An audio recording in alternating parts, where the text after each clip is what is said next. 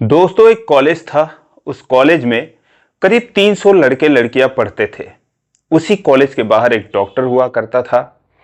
कभी कभी उस कॉलेज की लड़कियां उस डॉक्टर के पास अपने इलाज के लिए जाया करती थी, और वो डॉक्टर ऐसा था कि जो लड़कियां थी उससे अपनी सारी प्रॉब्लम शेयर करती थी।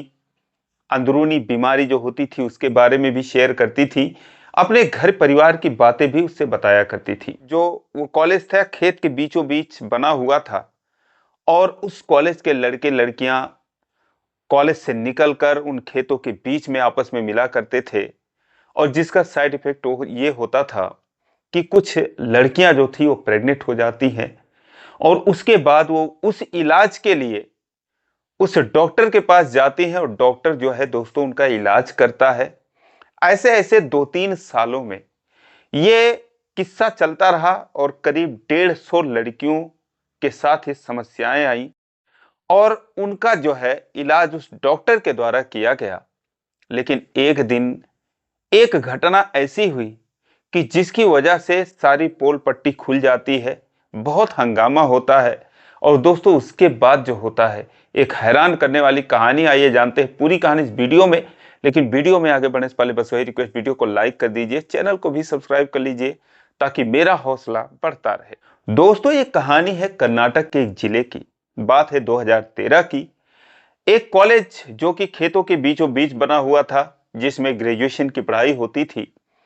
जो मुख्य सड़क थी, मेन सड़क थी, उससे 1 किलोमीटर अंदर एक पतला सा रास्ता जाता था, और वहां पर किसी का एक लंबा चौड़ा जमीन था। उसी जमीन पर वो कॉलेज बना हुआ था, जिसमें करीब 300 लड़के लड़कियां पढ़ाई करते थे। धीरे धीरे जब ये कॉलेज शुरू हुआ, इसका नाम हुआ, तो 400-500 लड़के लड़कियां वहां पहुंच जाते हैं। लेकिन कॉलेज का माहौल ऐसा था कि वहां पर सिर्फ जो बच्चे पढ़ते थे वो सिर्फ नाम के लिए पढ़ते थे, डिग्री के लिए पढ़ते थे, कि कम से कम शादी विवाह हो तो ये बताया जा सके लड़के वालों को कि हाँ, लड़की जो है उसने ग्रेजुएशन तक की पढ़ाई कर रखी है। बाकी कोई डिसिप्लिन नहीं, कोई अनुशासन नहीं। कब कौन जा रहा है, कौन आ रहा है, कोई रोक टोक नहीं था। कोई ड्रेस कोड भी नहीं था, घर के कपड़े में लोग आ जा सकती थी। तो इस तरीके से वहां का माहौल था। इस माहौल का असर ये हुआ कि दोस्तों, जो लड़के लड़कियां थे वो उस कॉलेज से नदारत रहते थे, कॉलेज के बहाने आते थे, और फिर वो खेतों में कभी मिला करते थे, कभी बाहर मिला करते थे, घूमा करते थे। कॉलेज प्रशासन को कई बार इस बात की शिकायत गई, क्योंकि खेतों में ऐसे आपत्तिजनक सामान पाए जाते थे। जब वो लड़के लड़कियां मिलते थे, जो चीज यूज करते थे वहां पर फेंक देते थे। तो वो सारी चीजें जब किसान जाकर कभी कॉलेज में ये बात बोलते थे, तो कॉलेज प्रशासन इन चीजों पर ध्यान नहीं देता था। उन्हें सिर्फ और सिर्फ पैसों से मतलब था, और वो इसीलिए उस कॉलेज को उस खेतों के बीचों बीच खोलकर रखे हुए थे। तो उसी कॉलेज के बाहर दोस्तों एक डॉक्टर आता है, जिसका नाम साहिल होता है। पश्चिम बंगाल का एक बंगाली डॉक्टर था, जो कि एक झोला छाप डॉक्टर था। पढ़ाई तो उसने सिर्फ 12वीं तक की थी, लेकिन किसी डॉक्टर के यहाँ करीब 5 से 7 सालों तक रहकर उसने डॉक्टरी के गुण सीखे थे। और इसी वजह से जब वहां से सीख के निकलता है तो कहीं 2 साल खोलता है, फिर वहां कुछ गड़बड़ी हो जाती है तो वहां से भागता है, तो फिर और कहीं 2 साल। इस तरीके से उसने कुल मिलाकर 2-3 जगह अपना क्लिनिक खोला, और पहली बार उस कॉलेज के बाहर आकर वो अपना क्लिनिक खोलता है। उसके हिसाब से वो बहुत सही जगह साबित होने वाली थी, क्योंकि कुछ ऐसा होने ही वाला था। एक दिन उस क्लिनिक पर एक लड़की आती है, जिसका नाम रूपाली होता है। वो जब आती है तो उससे दवाई मांगती है। कहता है क्या परेशानी है, किस चीज की दवा चाहिए। तो कभी वो कहती है हाथ में दर्द है, कभी पैर में, कभी पेट में, कभी पीठ में, कभी सर में। इस तरीके से बातों को गोल गोल घुमाती रही। तो जो साहिल था वो समझ जाता है कि बात कुछ और है। वो कहता है घबराओ नहीं, जो भी बातें हैं, कोई अंदरूनी मसला है वो भी बताओ, क्योंकि आजकल का युग जमाना दूसरा ही है। लड़के लड़कियां अक्सर गलती कर देते हैं, तो उनका जो है इलाज करना पड़ता है। अब दोस्तों, इतना जो है सुनते ही जो रूपाली थी वो उसके सामने रोने लगती है। और उसके साथ जो कहानी थी वो यही थी कि एक लड़का जो था वो उससे रिलेशन में थी, उसी कॉलेज में वो भी पढ़ता था। लेकिन उसे धोखा देकर वो भाग चुका था। जब वो प्रेग्नेंट हो जाती है तब वो उससे कहती है, वो कहता है मेरे पास पैसे नहीं है, मैं कहाँ से तुम्हारा दवा कराऊं। किसी तरीके से वो पैसों का जुगाड़ करती है, उसको देती है। दोस्तों वो उन्हीं पैसों के सहारे टिकट खरीदता है और फिर छोड़कर भाग जाता है। यूं कहे कि अपनी जान छुड़ाकर वहां से भाग जाता है। अब ये फंस जाती है और वहां का कुछ ऐसा रूल था कि अगर पेरेंट्स इस बात को जान पाते तो दोस्तों वो भी बच्चों को नहीं छोड़ते, हो सकता है कि वो जान से ही मार देते। इसीलिए जो रूपाली थी परेशान हो जाती है। धीरे धीरे 3 महीने बीत गए। उसके बाद वो आती है डॉक्टर साहिल के पास। डॉक्टर क्या कहें, यूं कहें कि नीम हकीम जो साहिल था उसके पास आती है। उसके बाद आकर जब वो उसकी समस्या सुनता है तो कहता है ठीक है, तुम रो नहीं, घबराओ नहीं, कल तुम आ जाना, इतने पैसे लगेंगे और उसके बाद तुम्हारा काम हो जाएगा। लेकिन उसके पास पैसे थे नहीं। किसी तरीके से उसने जुगाड़ करके उस लड़के को 500,000 रुपये दिए थे जो लेकर वो भाग चुका था। तो वो कहता है कोई बात नहीं, तुम आ जाना और तुम्हारा काम हो जाएगा।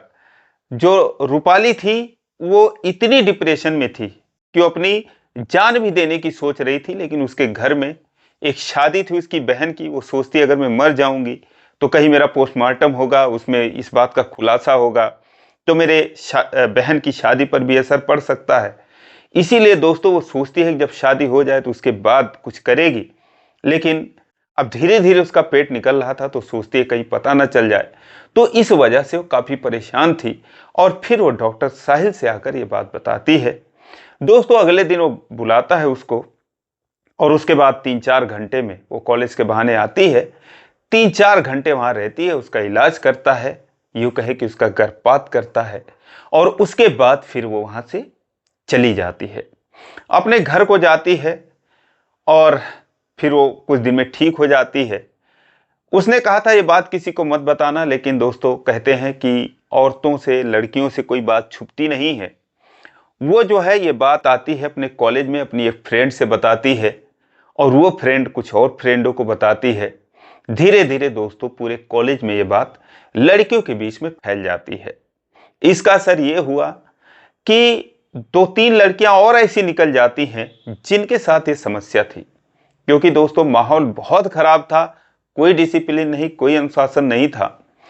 तो 2-3 जो लड़कियां थी जब उन तक ये बात पहुंचती है तो दोस्तों वो भी एक एक करके डॉक्टर साहिल के पास पहुंचती हैं। वो मजबूरी में ही सही उनका इलाज करता है, क्योंकि उसका पैर पकड़ लेती हैं और इमोशनली उसे ब्लैकमेल करती हैं कि अगर आप नहीं करोगे तो हम जान दे देंगे। तो इस तरीके से दोस्तों, हालांकि वो जो 3 थी उनमें से 2 के साथ उनके बॉयफ्रेंड भी थे, वो भी उनका साथ दे रहे थे। इस तरीके से वो जो है उनका भी इलाज करता है और फिर धीरे धीरे दोस्तों ये बात और फैलती है। अब आलम ये हो गया कि जो रूपाली थी वो तो ठीक हो जाती है, उसकी बहन की शादी थी, अपनी बहन की शादी में उसने उस डॉक्टर साहिल को बुलाया, उसके बाद फोटो खिंचवाया, सबसे मिलवाया। वो उसकी फ्रेंड हो जाती है क्योंकि वो ये मानती थी कि कहीं ना कहीं इसने मुझे जीवन दान दिया है, अगर ये नहीं होता तो शायद मैं मर जाती। उससे दोस्ती हो जाती है, दोस्ती प्यार में बदलती है और प्यार फिर रिश्तों में बदलता है। ये दोनों दोस्तों एक दूसरे के हो जाते हैं। अब दोस्तों धीरे धीरे ये हुआ कि जो भी ऐसी लड़की थी जो अकेले जाने से डरती थी वो रूपाली को पकड़ती थी, क्योंकि उन्हें पता था कि इसका उससे अफेयर है और वो उससे रिक्वेस्ट करती थी और दोस्तों फिर वो उनको लेकर उसके पास जाती थी। इस तरीके से उनका इलाज होता था। अब डॉक्टर जो साहिल था वो ऊब चुका था ये सब करते हुए, क्योंकि उसे अच्छा नहीं लग रहा था, ये गैर कानूनी था, किसी का मजबूरी में कर दिया तो कर दिया। अब उसके पास ऐसे लोगों की लाइन लग जाती है, हर महीने में 2-4 केस ऐसे आ जाते हैं कि जो उसे मजबूरी में करना पड़ता था। अगर वो नहीं करता, मना करता था, तो वो जो थी वो यहाँ तक कहती थी कि आप ऐसा काम किए हो और लोगों का इलाज किए हो तो हम जो है जाकर पुलिस के पास जाएंगे, ये चीज़ बताएंगे तो आप भी पकड़े जाओगे। कोई कोई आके उसका पैर पकड़ लेती थी, रोती थी। तो ना चाहते हुए भी वो उन लोगों का इलाज उसे करना पड़ता था। वो इस दलदल में फंस चुका था, इससे निकल नहीं पाता है।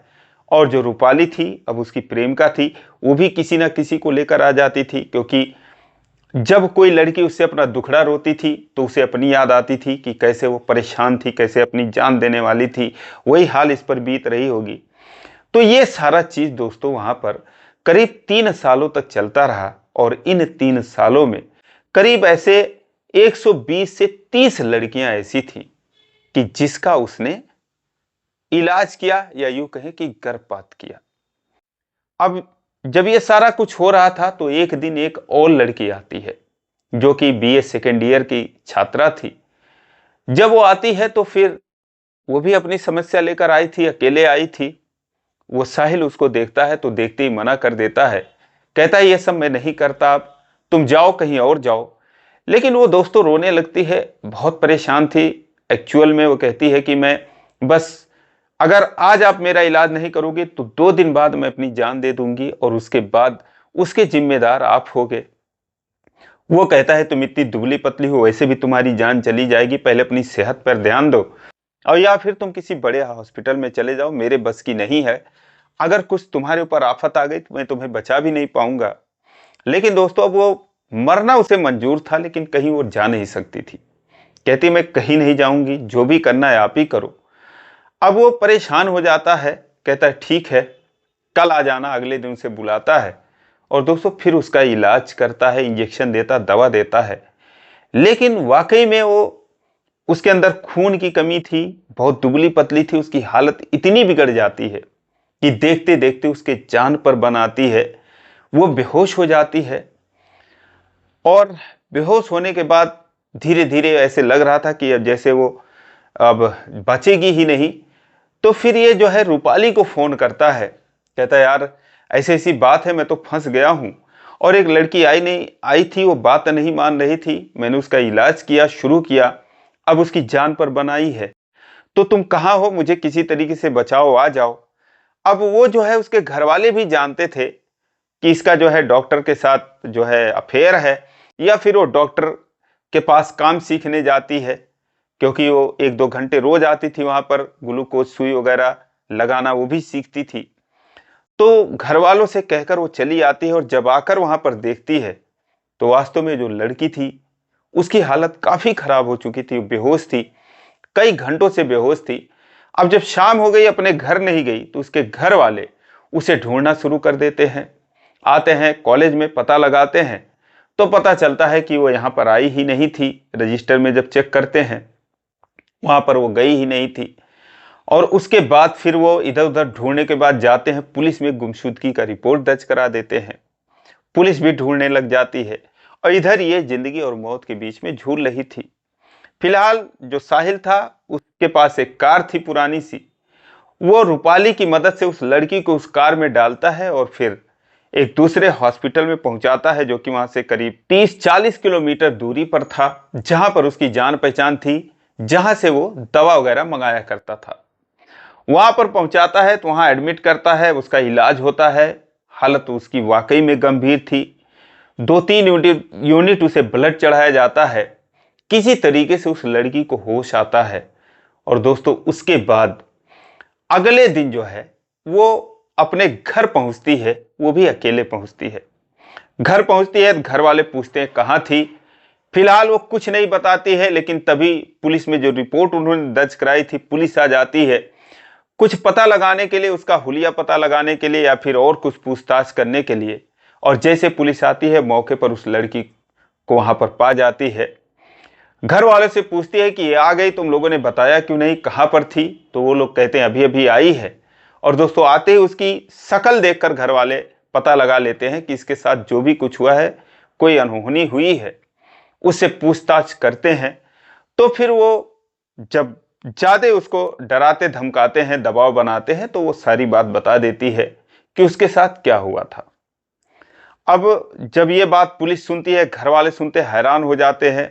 पुलिस तुरंत जो है जाती है, साहिल के क्लिनिक पर छापा मारती है, उसे वहां से हिरासत में लेती है, और वहां से बहुत सारे आपत्तिजनक, बहुत सारी ऐसी दवाएं जो कि प्रतिबंधित थी, वो सारी चीजें बरामद की जाती हैं। और गांव वाले घेर लेते हैं उसको मारने के लिए। फिलहाल उनसे किसी तरीके से बचाती है, उसको थाने ले आती है, पूछताछ करती है। जो रूपाली थी उसे भी हिरासत में लिया जाता है। पूछताछ करती है तो वो जो कहानी बताता है, कहता है कि मैं ये काम नहीं करना चाहता था, लेकिन मैंने किया है, तो सिर्फ मैं ही इसका दोषी नहीं हूं, इसके दोषी बहुत सारे लोग हैं। क्योंकि जो भी उसने 120 से 30 या 150 के करीब उसने ये सब किया था, उसमें से करीब 100 ऐसे थी जिनके साथ उनके जो पार्टनर थे वो भी आए थे। बाकी 40-50 ऐसी थी जो अकेली आई थी। कुछ उसमें से 10-20 ऐसी थी जो अपने माँ बाप के साथ भी वहां पर आई थी। तो कहता है कि इसका सारा दोष जो है कहीं ना कहीं कॉलेज का प्रशासन है वो भी दोषी है। क्योंकि जो साहिल था, जब उसके पास ये केस आने लगे एक के बाद एक लगातार, और ये सब चीजें जब वो देखने लगा, इलाज करने लगा, तो कहीं ना कहीं वो भी परेशान हो जाता है। और उसे भी ये था कि किसी दिन वो भी तो फंस सकता है। हालांकि इसके बदले उसे खूब पैसे भी मिल रहे थे। लेकिन वो कॉलेज को एक चिट्ठी लिखता है कि आपके कॉलेज के जो लड़कियां हैं ऐसी ऐसी हरकतें करते हैं, और जिसका दुष्परिणाम ये होता है कि वो जाकर कहीं अपना इलाज करवाते हैं, तो आप इस पर ध्यान दीजिए। लेकिन दोस्तों, चिट्ठी का कोई जवाब नहीं आया। जब कोई जवाब नहीं आया, उसके बाद भी उसके पास केस आते थे, तो फिर वो एक दिन खुद जाता है, उस कॉलेज के मैनेजमेंट से मिलता है और कहता है कि आपके कॉलेज में ऐसी ऐसी बातें हो रही कि आप लोगों को पता नहीं है।